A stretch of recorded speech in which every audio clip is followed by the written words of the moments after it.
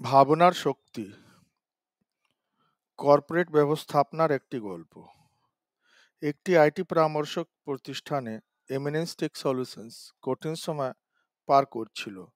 তাদের বিক্রি ক্রমাগত কমছিল এবং প্রতিযোগী নিউবাইট ইনোভেশনস বাজারে আধিপত্য বিস্তার করছিল।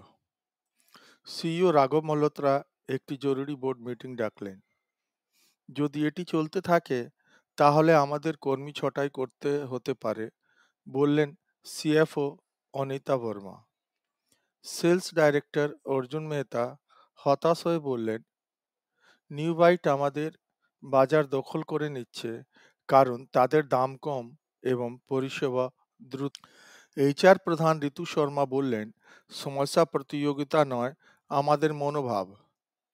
তিনি একটি গল্প বললেন, দুই কৃষকের গল্প। একটি গ্রামে ধনরাজ আর বিক্রম নামে দুই কৃষক থাকতো।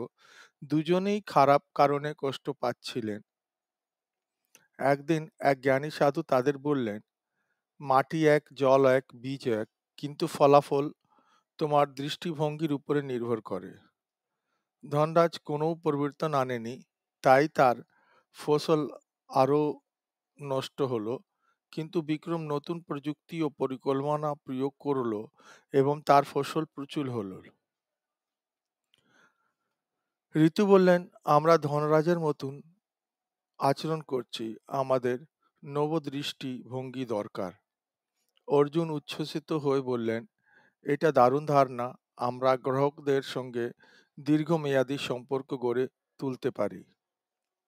কোম্পানি নতুন কৌশল গ্রহণ করলো, তারা গ্রাহক অভিজ্ঞতা উদ্যোগ চালু করলো এবং কাস্টমাইজড পরিষেবা চালু করলো। দুই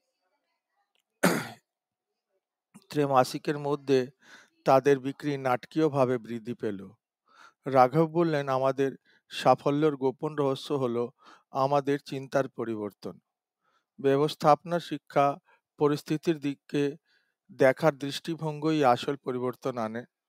সত্যিকারের বিজয় আসে কৌশল্য ও দূরদৃষ্টি সম্পন্ন চিন্তা থেকে।